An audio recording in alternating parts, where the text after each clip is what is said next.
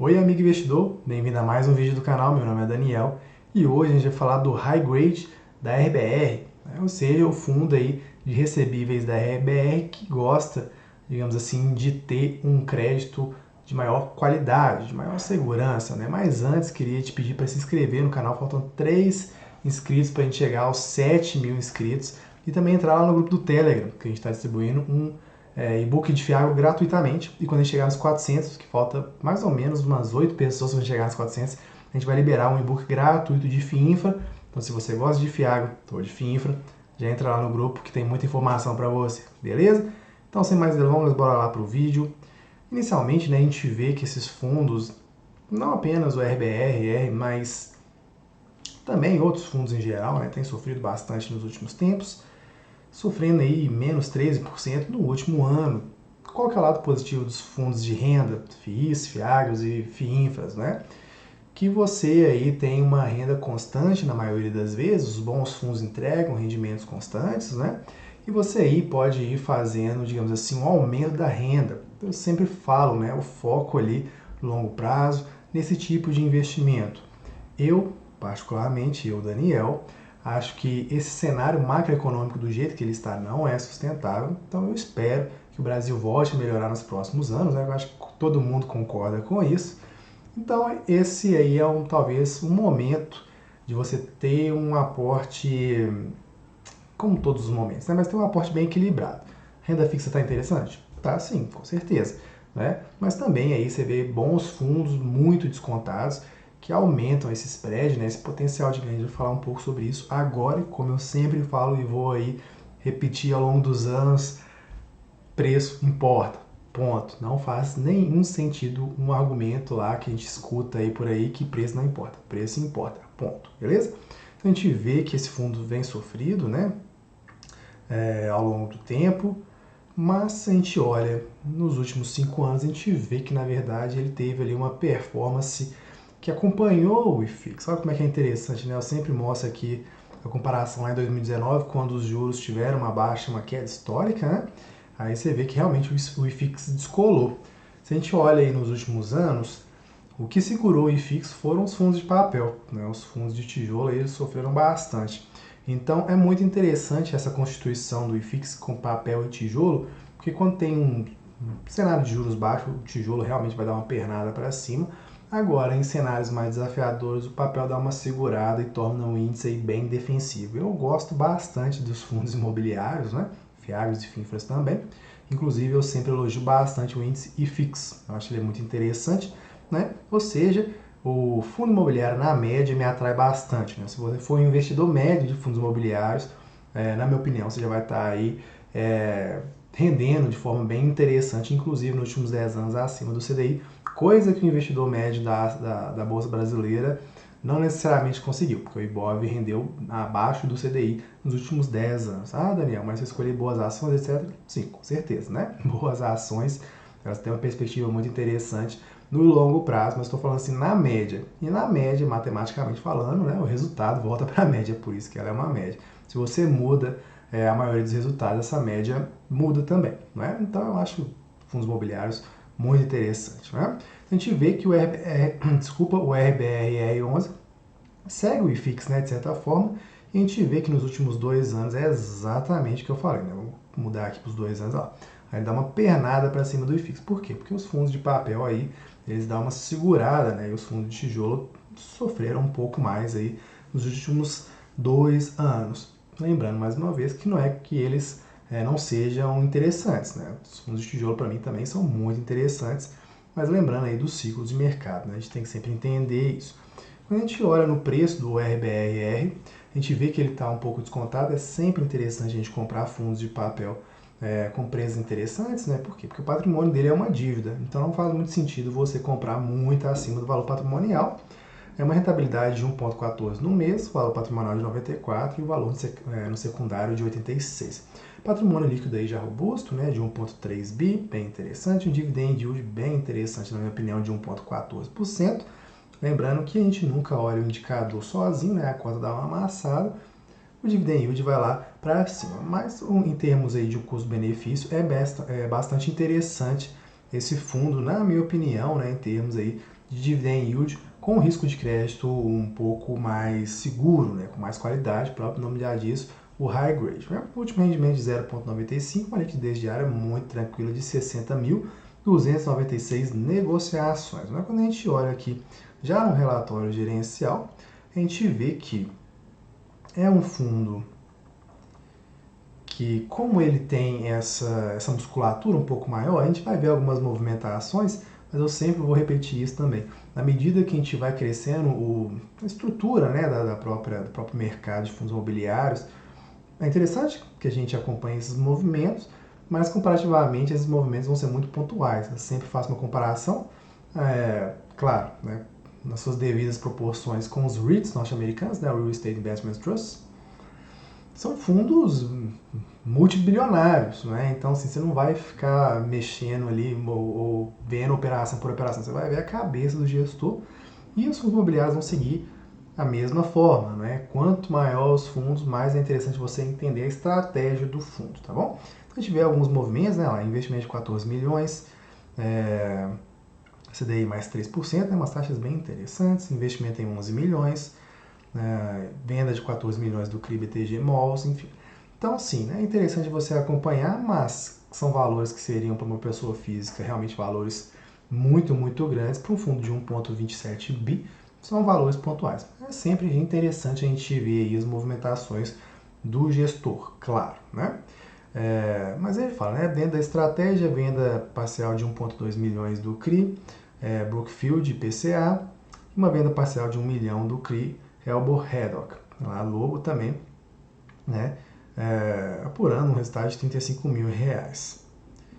Isso aqui, né, imagino eu que foi um erro de digitaçãozinho aqui deles, né, CDI mais 411%, né, deve ter sido um pequeno erro aí de digitação deles.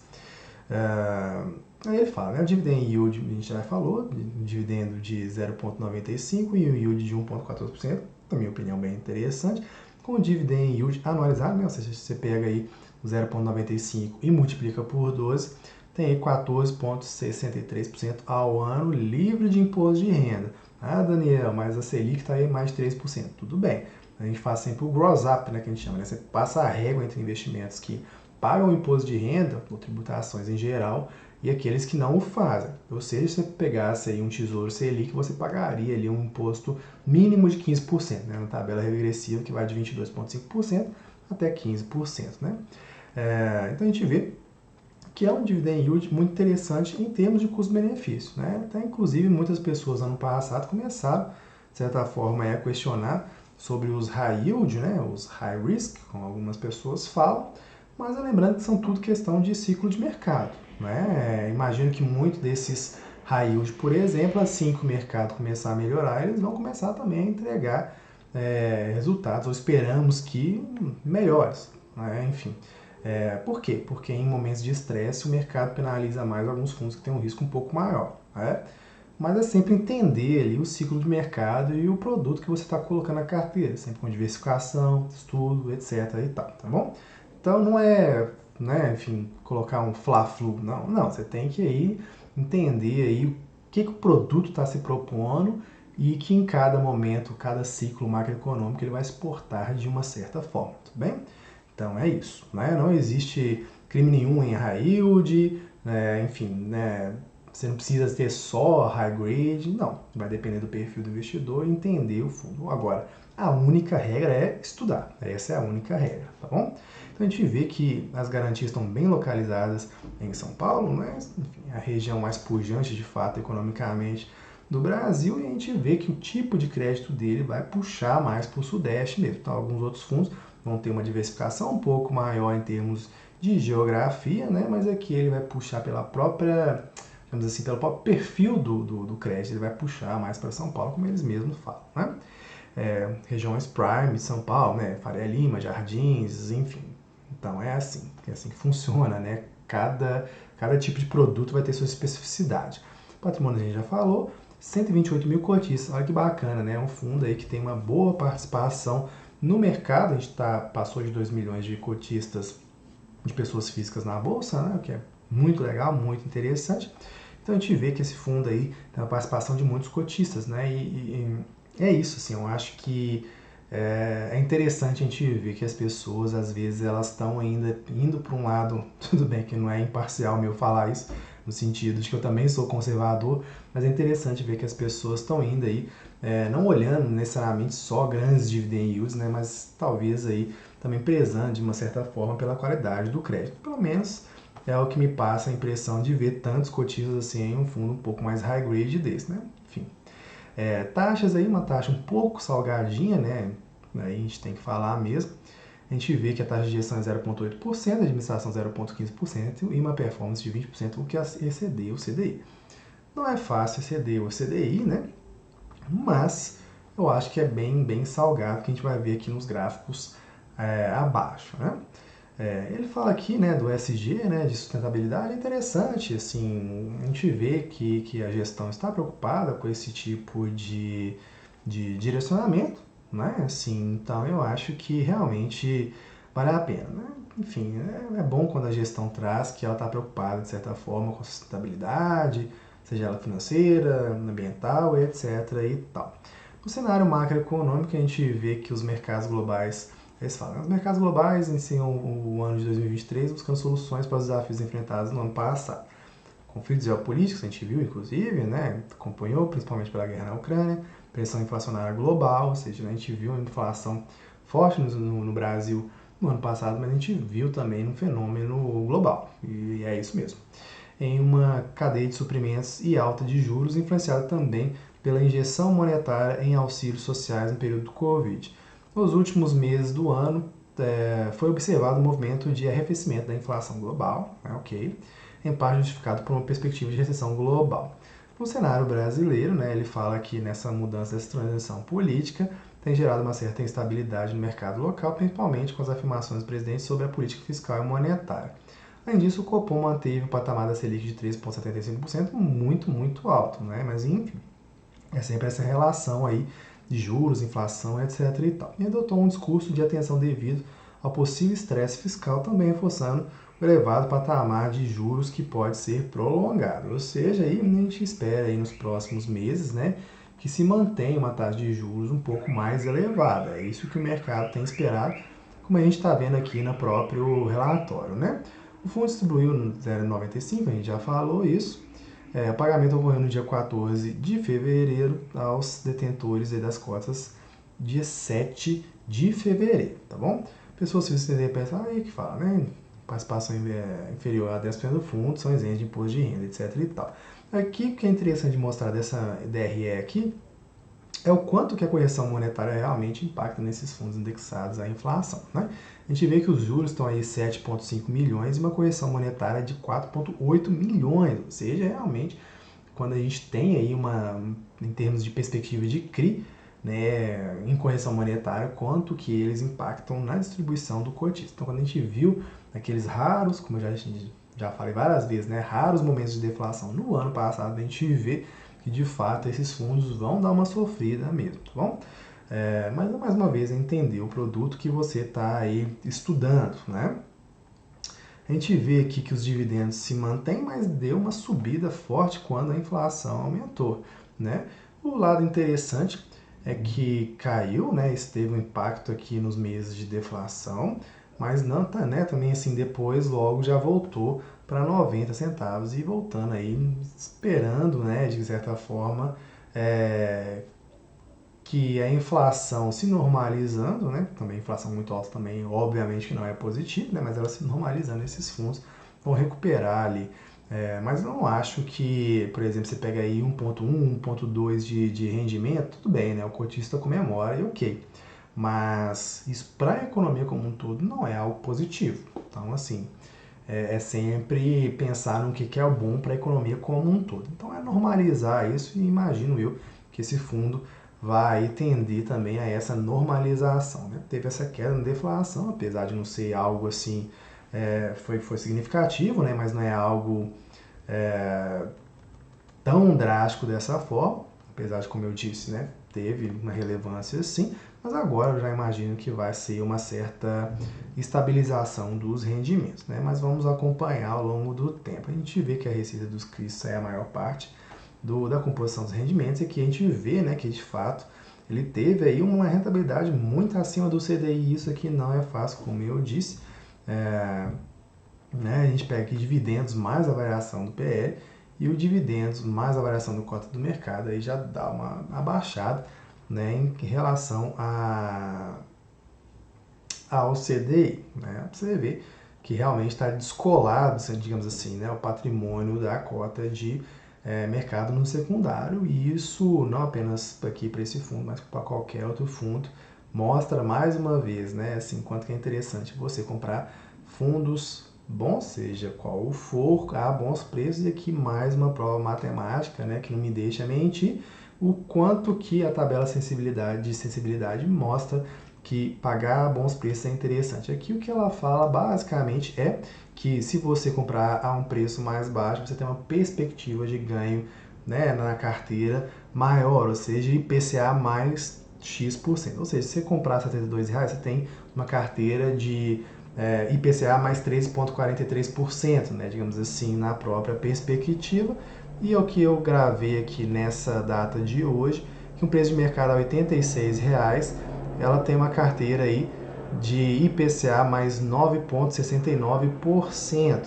Né? Então você vai ver aí que é um rendimento muito, muito interessante, ou seja, um ganho real de 9,69%, o que não é nada mal na minha opinião. Aqui é a estratégia do fundo, ou seja, o core, né? Ou seja, o núcleo dele, o principal, a estratégia principal é de CRIs high grade, né? Com um rating aí alto, né? Mínimo de A, preferencialmente originações e estruturações próprias. Então aí tem essa característica do fundo. E tem o tático, né, que é o book high grade, CRIs com carrega abaixo da taxa média, mas que apresenta um potencial de ganho no curto ou médio prazo, ou seja, aí gerar um pouco mais de valor no curto ou no médio prazo. Lembrando, né, que em um cenário de estresse, ganhos aí potenciais de capital, mais uma vez, não apenas para esse fundo, né, mas para qualquer fundo aí, se tornam mais desafiadores, tá bom?